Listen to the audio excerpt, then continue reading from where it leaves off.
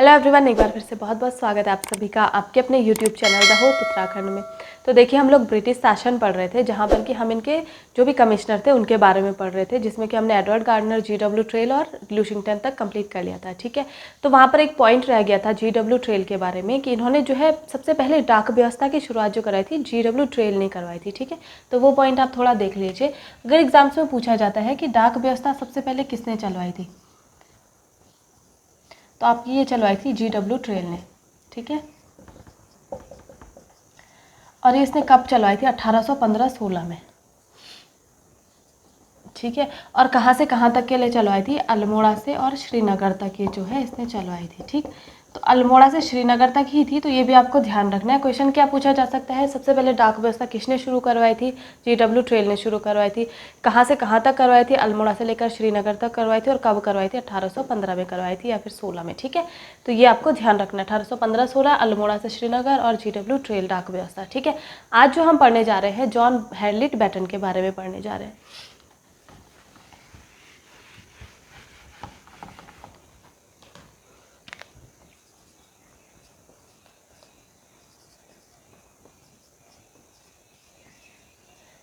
ठीक है, John Herriot baton जो जब यहाँ पर कमिश्नर बने थे, ये बने थे 1848 से लेकर और ये 56 तक यहाँ पर कमिश्नर के पद पर रहे। ठीक है, तो जब ये कमिश्नर के पद पर अपने आए तो इन्होंने सबसे पहले क्या करा, पटवारी जो भी थे उनको वहाँ पर जो है प्रशिक्षित पटवारियों की नियुक्ति कराना शुरू करा। और वो क्यों करवाना शुरू करा? क्योंकि देखिए, पटवारी जो होते हैं इनका पद काफ़ी ऊपर होता है। ठीक है, हर जगह पर इन्हें ज़मीन की माप तौल देखनी पड़ती है और भी बहुत सारी चीज़ें इन्हें देखनी पड़ती है। इस वजह से पटवारियों का प्रशिक्षित होना बहुत ज़्यादा ज़रूरी होता है। तो इसलिए सबसे पहले बैटन ने क्या करा, जो भी पटवारी रखवाए, प्रशिक्षित पटवारी रखवाए हैं। ठीक है, इसके साथ ही साथ ये क्या करवाता है, जो भू व्यवस्था होती है, भू व्यवस्था को ये पूरे के पूरे 20 साल के लिए करवा देता है। ठीक है, 20 साल के लिए क्यों करवाता है? उसके पीछे का भी एक कारण होता है, क्योंकि देखिए हर 2-3 साल में भू व्यवस्था जो है करवानी पड़ती है। उसके पीछे समय बर्बाद होता है, आमदनी बर्बाद होती है, तो सारी चीज़ों को बचाने के लिए ये क्या करता है, एक बार भू व्यवस्था को शुरू करके पूरे के पूरे 20 साल तक कर देता है। 20 साल तक एक ही भू व्यवस्था चलेगी, उसकी वजह से समय बच जाता है। और जो समय ये यहाँ लगा रहे थे भू व्यवस्था पे, उस समय को ये कहीं और लगा सकते हैं, किसी और चीज़ को अच्छा करने में लगा सकते हैं। ठीक है, तो अगर पूछा जाता है कि भू व्यवस्था 20 साल तक सबसे पहले किसने करवाई थी, तो जॉन हैरिट बैटन ने करवाई थी। ठीक, इसके साथ ही साथ चाय के बागानों का उद्योग जो हो रहा है वो उसको काफ़ी ज़्यादा ये बढ़ावा देता है। ठीक है, तो जो बंजर भूमि थी वहाँ पर ये क्या करता है, चाय उगाने का काम करता है। ठीक, तो अगर पूछा जाएगा कि चाय का जो है, चाय बागानों का सबसे ज़्यादा बागानों का काम कहाँ पर और किसने करवाया था, तो किसने करवाया था? जॉन हैरिट बैटन ने करवाया था। और कौन से क्षेत्र में ये करवाया था? कौशानी और बेरीनाग का जो क्षेत्र है वहाँ पर इसने ये काम करवाया था। ठीक है,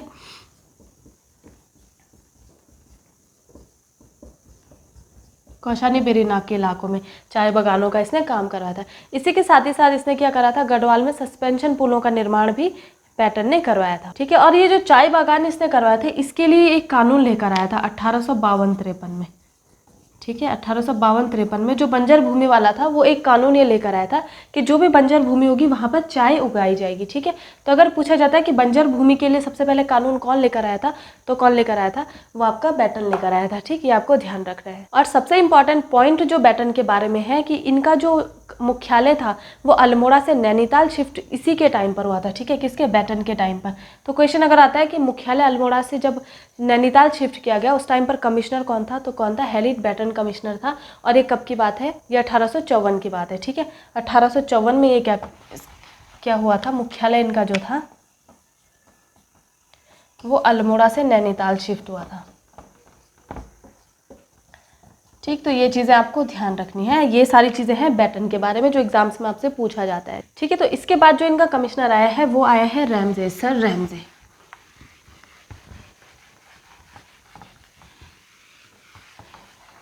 बैटन के बाद जो हम पढ़ेंगे सर हेनरी रैमजे।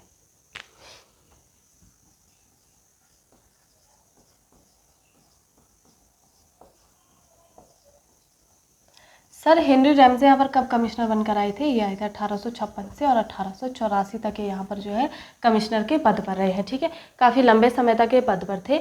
और ये जब यहाँ पर कमिश्नर बनकर आए तो आपसे एग्जाम्स में पूछा जाता है कि सर्वाधिक लोकप्रिय कमिश्नर कौन था कुमाऊँ का, तो वो सर हेनरी रैमजे ही थे, ठीक है।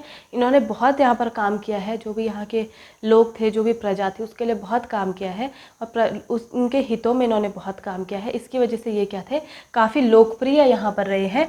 और इसी लोकप्रियता के कारण जो अंग्रेज थे इनको कुमाऊँ का बादशाह या फिर सरताज कहकर भी पुकारते थे, ठीक है।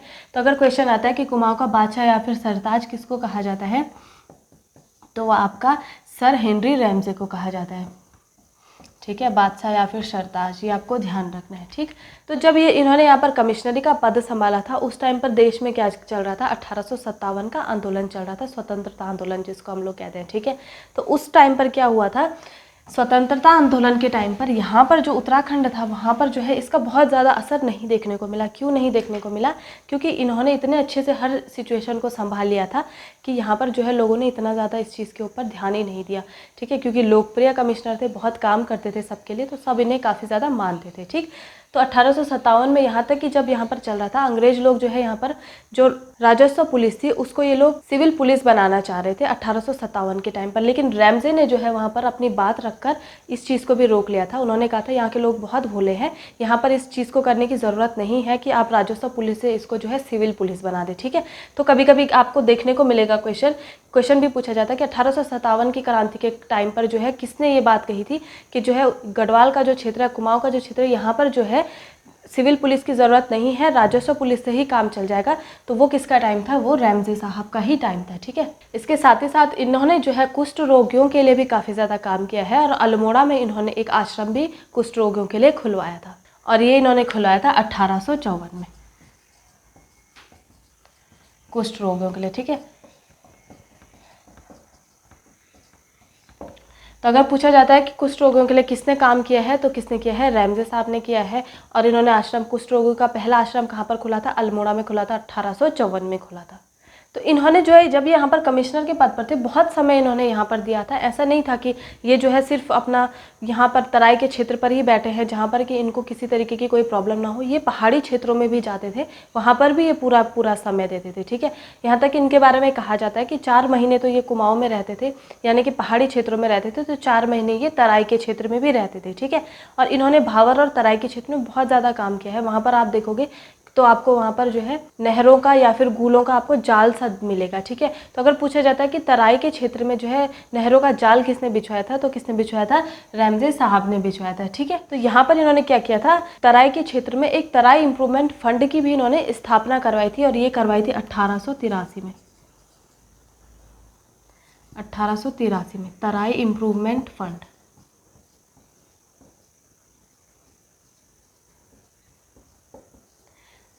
ठीक है। किसने करवाई थी, सर हेनरी रैमजे ने करवाई थी, ठीक। अगर पूछा जाता है कि तराई इम्प्रूवमेंट फंड की स्थापना किसने करवाई थी, सर हेनरी रैमजे ने करवाई थी। कब करवाया था, 1883 में ये करवाया गया था, ठीक है। इसके साथ ही साथ देखिए चिकित्सा का काम हो रहा था, साथ ही साथ इन्होंने सिंचाई वगैरह की भी व्यवस्था कर ली थी। इसके साथ ही साथ ये क्या करते हैं, स्कूल भी काफ़ी ज़्यादा इनके टाइम पर खोले गए हैं और मिशन स्कूल हो गया आपका, शेरवुड स्कूल हो गया, ये सारे के सारे स्कूल जो है इनके टाइम पर खोले गए हैं। और भी स्कूल्स हैं वो मैं आपको डिस्क्रिप्शन में दे दूँगी, ठीक है। तो मिशन स्कूल जो इन्होंने खोला था 1850 में, उस टाइम पर खुला था मिशन स्कूल, ठीक है। और दूसरा है शेरवुड स्कूल, वो खुला है 1867 में,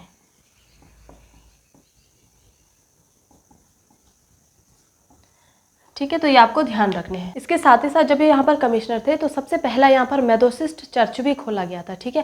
तो अगर पूछा जाता है मेथोडिस्ट चर्च जो है किसके टाइम पर खोला गया था, प्रथम मेथोडिस्ट चर्च तो सर हेनरी रैमजे के टाइम पर खोला गया और ये खोला गया था 1858 में।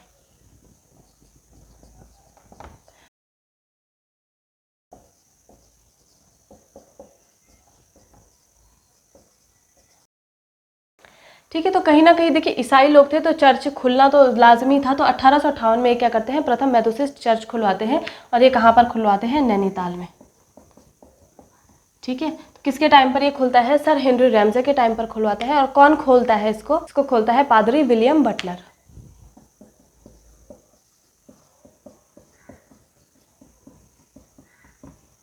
ठीक है, पादरी विलियम बटलर जो है इसको खोलता है।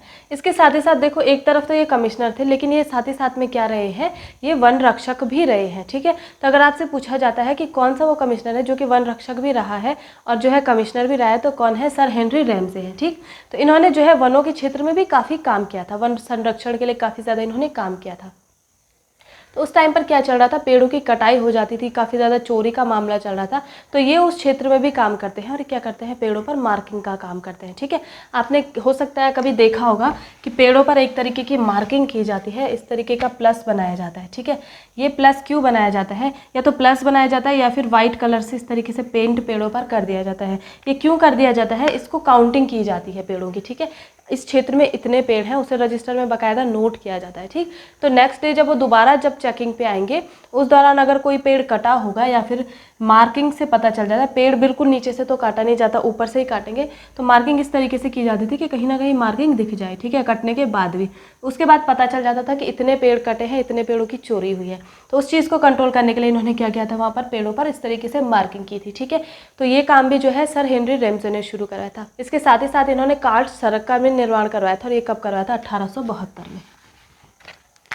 ठीक है, तो सबसे पहले कार्ड सड़क का जो निर्माण है ये करवाया था सर हेनरी रैमसे के टाइम पर ही ये हुआ है, और ये हुआ है 1872 में। और ये सड़क कहाँ से कहाँ तक के लिए बनी थी, ये बनी थी रामनगर से रानीखेत के लिए।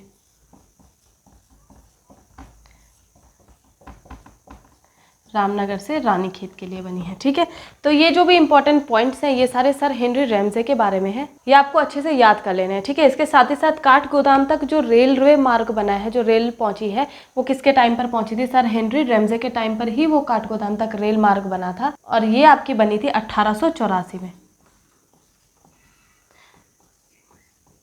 ठीक है, काठगोदाम तक रेल मार्ग, ये आपको इनके बारे में पॉइंट्स हैं जो एग्जाम्स में काफ़ी ज़्यादा पूछे जाते हैं, अच्छे से याद कर लेने हैं। ठीक है, इसके साथ ही साथ एक दो पॉइंट्स और आप नोट कर लीजिए। भारत छोड़ो आंदोलन के टाइम पर यहाँ पर कमिश्नर कौन थे, एक्टन थे। ठीक है, एग्जाम्स में पूछा जाता है कभी कभी कि भारत छोड़ो आंदोलन के टाइम पर कौन यहाँ पर कमिश्नर था कुमाऊं का, तो वो था एक्टन।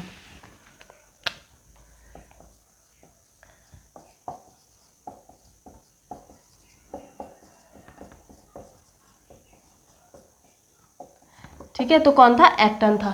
और एक्टन यहाँ पे कब से कब तक रहा है, ये रहा है 1941 से लेकर और 1943 तक। ठीक है, तो ये भी आपको याद रखना है। इसके साथ ही साथ पूछा जाता है कि स्वतंत्रता के टाइम पर कुमाऊं का कमिश्नर कौन था, तो वो थे KL मेहता। ठीक है, ये भी याद रखना है आपको, स्वतंत्रता के टाइम पर।